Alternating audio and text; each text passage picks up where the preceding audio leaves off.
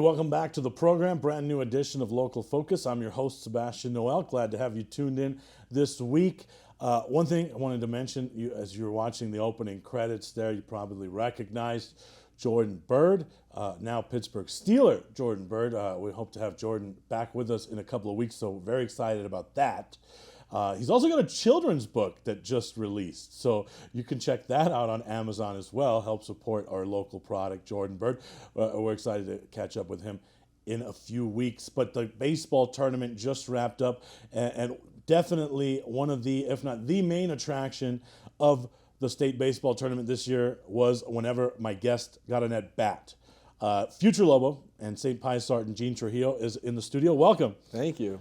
It was weird. You know, baseball is one of those weird things where, like, you're at the game and you're not always paying attention, right? As a fan, like, you know, there's hot dogs, there's whatever, there's your family. But, you know, one thing I started to notice as I was broadcasting is, like, when you batted, everything kind of stopped. Like, the chatter stopped and, like, people started paying attention.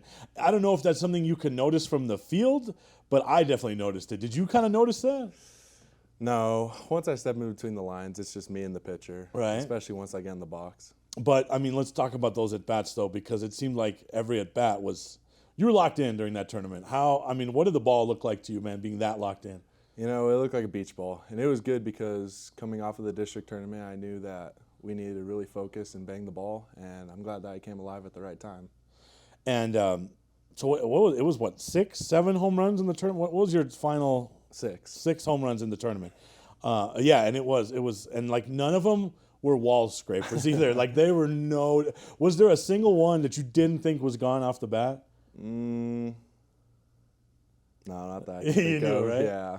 It's nice as an announcer, too, when you don't have to wait. Because you just know, right? Right. How comfortable were you out there at the new complex? Obviously, you've played club there, right? Yes. So, I mean, is it easy to see the ball there? Good batter's eye? I mean, tell us about that. I wouldn't even think it's easier. I just love playing there. Yeah. I'm comfortable playing there. I've been playing there since it was built, and I love playing there. So another championship season, obviously at a place like Pius with that baseball program and the job Coach McCoy's done, that I would imagine that's the standard and that's the expectation at the beginning of every season, right? Tell us about that. Yeah, at the beginning of every season in the fall, we'll meet in the weight room and Coach McCoy says the same things. All right, you're defending state champs. Like, what are you going to do to make sure no one takes that away from you? And we made sure no one took it away from us. I mean, does that kind of help when Coach just puts that right out there at the beginning, or does that put added pressure? I wouldn't say it puts pressure. We've been in that position pretty much all 4 years I was in high school, my freshman year. We've always been in state, and I wouldn't say it's a pressure. It's kind of a motivator. You're the defending state champs, and you don't want anyone to take it away from you. But there's still a lot that has to be accounted for in baseball, right? Like, there's a lot that can happen with the format of the tournament and the way pitchers can line up. So, I mean, at the beginning of the season, who did you think would be some of the contenders that could give you guys a game or could threaten? Well, obviously Academy because they've been it every year. Valley this year because they could really bang the baseball. Grants, yeah. Mainly those three were the ones that we kind of knew that we had to step up against. And it seems like every tournament, every year, you guys get a contribution from somebody that maybe isn't at the front of the marquee, right? That isn't Gene Trujillo or that isn't Josh Lackner back in the day. It seems like someone always steps up and contributes. Talk about that. It was nice. You know, our 4-hole was Malachi, and our lineup after that, everyone stepped up. Our 5-hole was good. Everyone after that was good, 6. Our pitching really stepped up towards the end, such as like Evan, Jake, and it was good to see. Yeah, I mean, championship game, right? I mean, he was dealing. Yes, lights out. And I'm glad that he found that it was a dog, that killer instinct in him that we'd kind of been searching for all year, and he had it, but he really turned it on in the state game and in the semifinal game to close it. You know, the season kind of has peaks and valleys, right? So what would you say the valley of this season? Was there a point of this season where maybe you guys were a little, you know, the confidence was a little shook, or there started to be some doubts? Or what were some of the more trying times of the season this year? I think it really wasn't during the regular season. It was more towards district. The regular season we did good, even against 5A opponents such as Volcano. We hung with them the second time.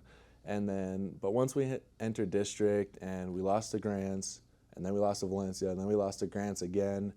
It kind of shook us a little bit, and we had to kind of step into the mirror at practice and look each other in the eye saying, guys, what are we doing? We have to wake up. We have to come alive in this tournament and prove to people that we are the defending state championships and we're going to win. And what did Coach McCoy kind of tell you guys at that point, right? Because you dropped some of those games to some teams that now could finish ahead of you in the rankings, right? So what did Coach McCoy say to the boys at that point?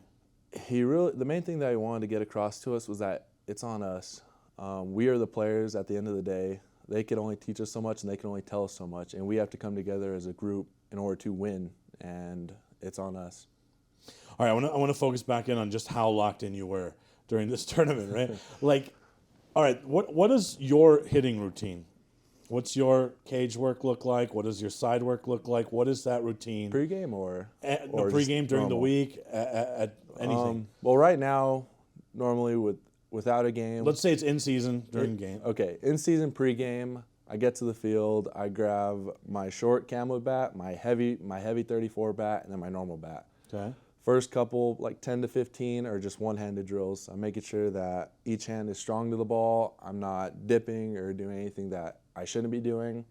After my arms and my shoulders are warmed up, I grab my heavy bat, and this really eliminates any bad swings, if that makes sense. I won't dip with this bat, because if I do, I'm going to drill the tee. And if I get on top of the ball, I'm going to hit it directly down because it's so heavy. So I'm really focused on hitting line drives back up to the center of the cage with backspin. And I do that for probably about 20 swings. And with the heavy bat, I do a 2-strike stance. So I widen out my base. I don't take a step. It's more of a light toe tap, and that's it. And then after that, I'm pretty warmed up. I grab my normal bat, again in my normal stance. I do about 10 to 15 pitches down the middle on the outer half of the plate, and then really outside of the plate, just because I tend to get pitched away a lot, and so I really just want to take away the outer half. And I mean, when you do get pitched away a lot, so what's your thought there? Are you still trying to get out there and extend, or are you just trying to go that way, or what's your mindset knowing that you're going to get pitched that way? So going into a game, it kind of depends on the pitcher. If it's a softer dude and I know that he's going to try pitching away, I'm really going to kind of cheat to where I can either hit back up the middle or slightly pull it. If it's a dude throwing decently hard, then I kind of really sit back, I let the ball travel, and I try hitting it at the third baseman. All right, I want to pick up on this when we get back. I want to ask you some questions about all the new hitting analytics that's made its way to Major League Baseball, if that's come down to the high school level. We'll be back with Gene Trujillo right after this.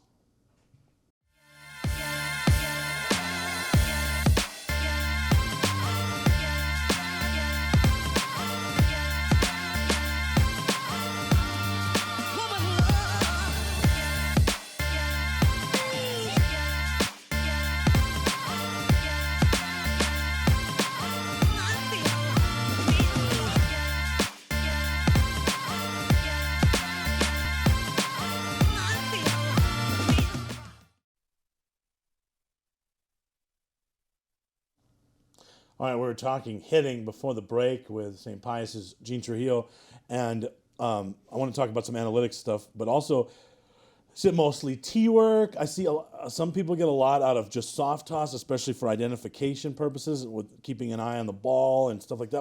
Or you prefer the tee work, or what's your kind of preference? I really prefer the tee work, and then when it comes to soft toss, I just try letting the ball travel as much as possible, and I really want to show to myself how far I can let it travel, so I trust my hands. I have fast hands. I can let the ball travel back as far as I need to, and I can still drive it, maybe in the opposite direction. And that's kind of what I do with soft toss. Tee work is really, though, where I hone in my swing, make sure it's solid, and make sure that I just won't miss a ball. Right. I heard Edgar Martinez tell a story one time about he used to, sometimes when he was having trouble picking up spin or anything on the baseball, that he would do soft toss with numbers written on the balls, and he would try to identify the numbers right before he hit them. So I always wanted to ask a hitter if they ever done anything crazy like that. What's the craziest hitting drill you've ever done? I don't think I've done anything that crazy. That's pretty intense. I'm not a big crazy drill guy. I just like sticking to the basics, and I just do what works for me. Right. Now, you hit twice, right, on game day? You hit at your house, and then you hit at the field, right? So talk about that. Yeah, before every game, I always hit at my house with my dad in our cage, and that just kind of wakes me up, especially if we have a morning game. That will wake me up, get me moving. I'm outside, the sun gets some vitamin D before the game. And then once I get to the field, that's kind of to show out whoever's watching in the stands, if people show up that early, or when the bus arrives, I just try hitting the bus. Yeah, I've heard about this now, right? So the visiting bus parks where? Right field. Well, how convenient. Yeah. Right? And so have you hit some buses? I don't know. I think I have. I have hit a couple. I think I've hit Belen's bus once. I don't remember if I hit Grant's, but I always try just aiming for the bus and just kind of showing the other team. Well, that's similar, right? Because in Grants, they hit buses too, but it's usually with rocks. Right? And Yeah, but right. you're trying to hit them with home runs, right? So it's very similar. All right, I want to talk some advanced analytics and all that stuff. So, like, Major League Baseball now is so huge on launch angle, exit velo, all these other things. Has that trickled down into high school and some of the work you're doing as well? I would say yes and no. For me, it has a little bit. Over the summer, I do this thing called Driveline with ABA, and it is nothing but analytics.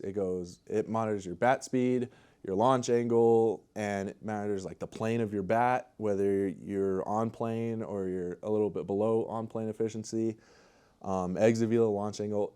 It's pretty intense how many numbers are given to us in the summer.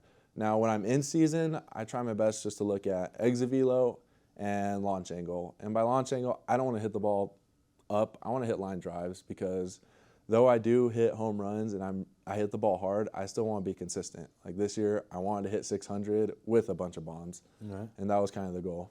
And it's so, like, it's weird because if you listen to some of the best major league hitters, like we were talking a little bit before about Freddie Freeman, right? Right. And when Freddie talks about hitting, he literally talks about batting practice. He's trying to hit everything a line drive over the shortstop, right? Yeah. Which is, for a lefty, that's going the other way. Right. And you hear some of the best hitters always talk about, I'm just trying to hit line drives. I'm just trying to hit line drives. But then all these new data points and analytics point to those other things.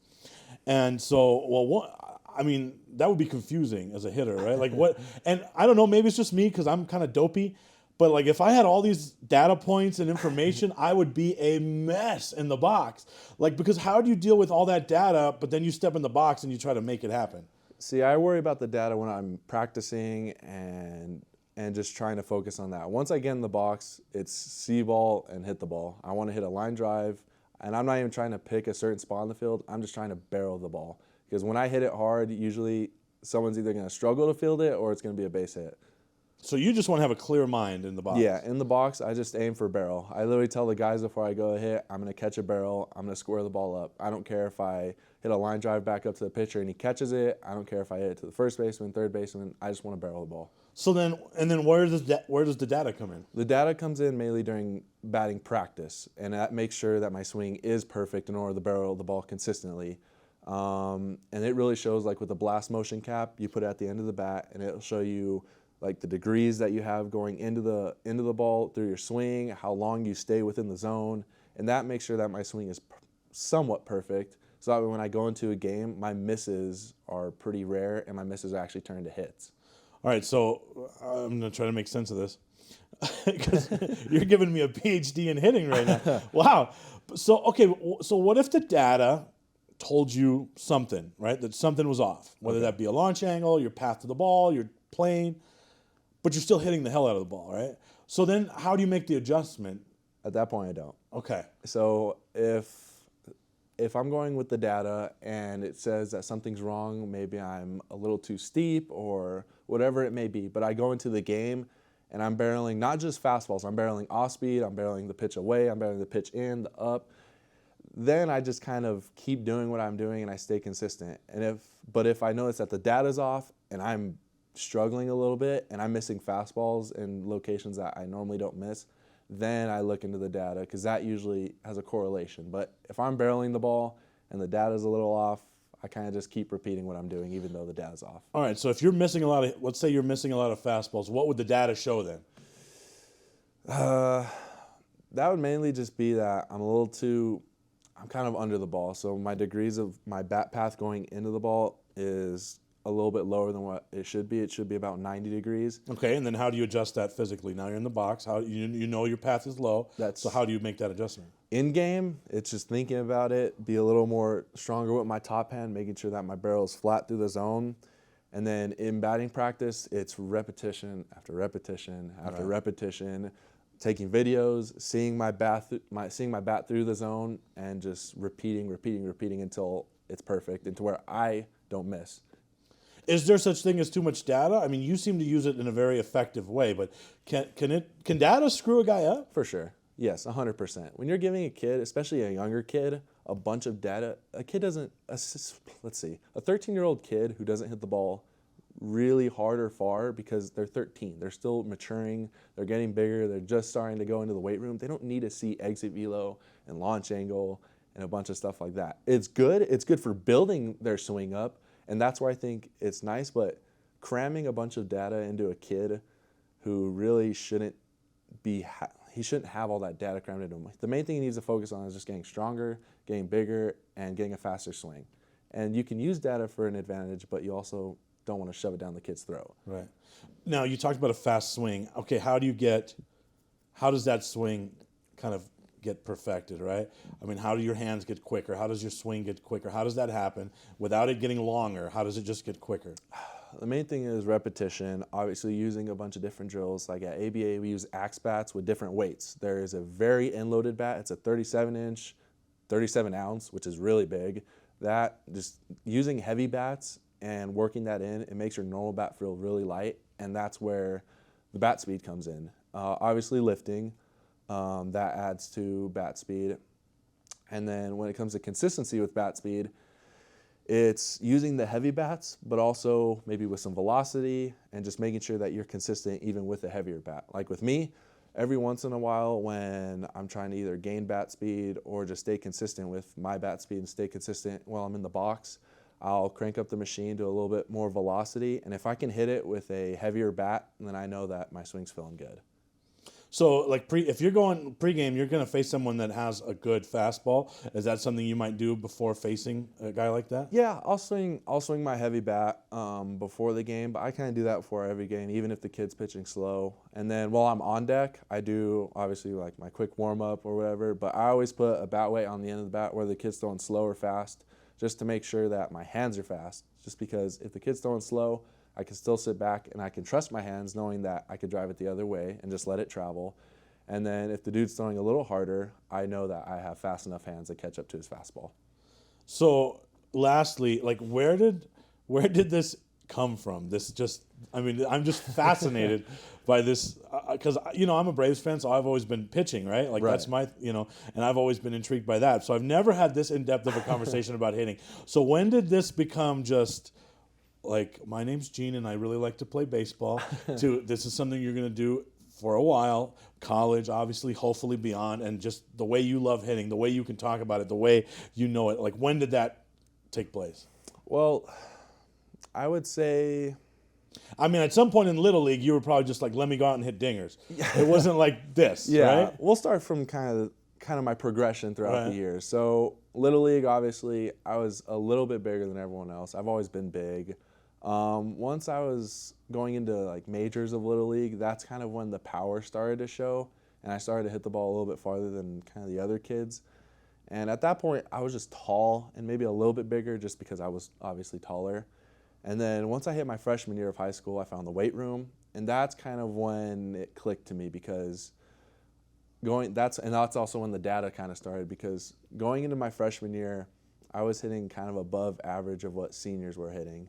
And that's kind of when it clicked to me that I could make this a future. Right. And it's only gone up from there. I've increased bat speed. I've gotten faster. My arm's gotten way stronger even after surgery. And I've gotten bigger. I went from 175, 180 my freshman year. Now I'm 230-ish. All right, we'll take a break. Pick up on that when we get back.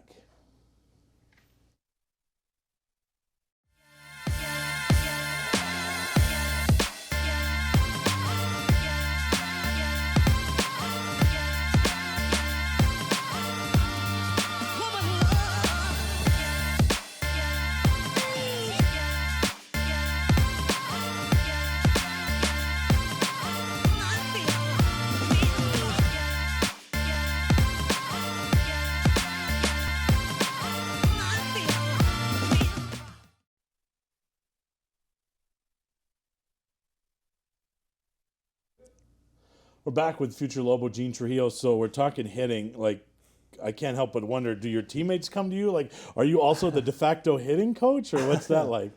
Yeah, I'd say so, but I also go to them. A lot of the guys like to ask me, every once in a while they'll ask what drill I do, but the main thing is in-game. They'll ask what I see and kind of what I think they should do. I'll be sitting on deck, and I'll tell the two-hole guy, whoever's in front of me, or the leadoff guy, you're late. And that's the only thing I really tell them, especially in-game. In-game, the only thing I tell them is timing. I tell them you're late, you're early, you're on time. When we're in BP, every once in a while the guys will ask if their hands are kind of dipping, if they're going under the ball, if they're not even loading properly. But other than that, we're all old enough and we're all good enough baseball players to kind of know our swings, and it's more of a confidence thing. Like, I like going up to the guys saying, hey, did my swing look smooth? Did it look like I was trying to kill the ball? And I like hearing guys say, you look smooth and you were still driving the ball. Now, where do you go when you go into a funk, right? And your confidence dips. What's your go-to? What do you do? Who do you talk to? Obviously, me and my dad we try focusing on just being basic. At home, we don't have a lot of the stuff that we do at ABA. We still have a lot of stuff, but at home, it's just keep it basic, and that's kind of where I go back to. If I'm in a little bit of a slump, I try to just slow everything down, breathe, tell myself that I am a decent hitter. I'll get out of it. Decent hitter. I'll get out of it. I just need to keep putting in the reps, right. And that's kind of what it is. And then obviously I go to the guys at ABA, and they get into maybe what is wrong through the data. Right. So very similar to like Chipper Jones, kind of throughout his Braves tenure, especially at the beginning there, when he really, really struggled, he went back to his dad, right? Mm-hmm. Not the hitting instructor, but his dad. So that's interesting. Let's talk future, obviously. How excited are you to get to UNM and obviously the program, the goal is still there, right? They want to go to Omaha, right? We've heard that for years and years and years. So how excited are you? Tell us about that process, though, before the recruiting process. I'm very excited, obviously, to be a Lobo. I love my hometown, and I love the new coaching staff that's there. They're awesome, and that's kind of what got me. That's kind of what sold me to be a Lobo. As I was going through the recruitment process, I was talking with a lot of coaches and a lot of recruiting coordinators, and the main thing that sold me with UNM was the way that they talked to me. They talked to me as an individual, not as a bat, not as a glove, not as a first baseman, not as this. They talked to me as Gene. They asked about family, they asked what I like about New Mexico, and then obviously when it came to baseball, I was able to answer those questions. But they got personal with me, and that's kind of the thing that sold me. Now, it's got to be exciting to be able to continue to hit in this altitude, right? Yes, yes, very exciting. I mean, the Mountain West is a hitter's league, isn't it? Yes, for sure. I mean, you get to you turn on a Mountain West game, it could be 15-14. I've done those games where we're on our fifth pitching change in the fifth inning. Yeah, right. So that hitter's paradise, right? Yes, I mean, yes, for sure. And you kind of, it's funny because we always say New Mexico is a basketball state, right? Because people love basketball here. But if you look collegiately, baseball is where New Mexico pumps them out, right? Yeah. So you've had a chance to probably talk to some locals that are already at UNM and some others. Like who have you talked to that's player-wise? Who have you talked to during this recruiting process? I've talked to a lot of the freshmen that are there now, such as Akili, Matthew Dene, Jordan, Adrian Martin. I talked to them as kind of just the process of going into UNM. And then I talked to a couple of the older guys, just about just normal stuff. Like, you guys like campus? Right. Have you guys liked the program since you've been there for longer, and stuff like that? Because, that's really where the truth comes from, right? The coaches will tell you it's the greatest campus on earth. Right. We have the best facility. But every coach says that, right? Right. But you start talking to the players, they'll tell you, like, bro, my freshman year sucked. Yeah. They'll spill the beans, right, on a recruiting trip. So you know what you're getting into, right? How excited are you that you could be part of the first team that takes that team to Omaha? I'm sure they still sell that, right? That's still the goal? Right. I'm very excited. I'm just hoping that I can contribute next year and get us to Omaha, hopefully. All right, top 5 list. We're just getting late in the program, so I was not going to let you off the hook easy. Top 5 things we do not know about Gene Trujillo. Number 5. I play guitar. Okay. All right. Are we talking like rock and roll, country? What are we talking about? It's a little bit of everything. Okay. I've been playing for like a year and a half, and I'm just trying to get pretty good at it. Like you're decent? I'm decent. I Like could guitar play a little lesson bit. decent or like? Yeah. Okay. I've gotten a couple lessons. All right. Number 4, I love to fish. Okay. I love to fish. What's your go-to spot here in New Mexico? In Pecos. Okay. Going to the Pecos River. I have right. a cabin up there, and I could stay out there for hours. Okay. All right. Man, the life Gene Trujillo lives. Batting cage in his house, cabin in Pecos. All right, number 3. Third thing we don't know.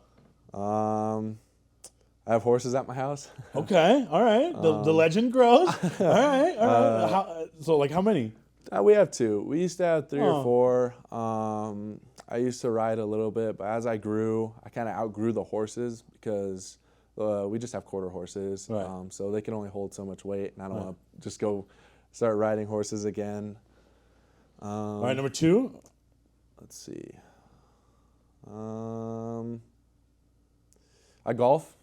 Oh, now you're golf. talking. I golf. Like how good? Oh man, you must hit the hell out of the ball.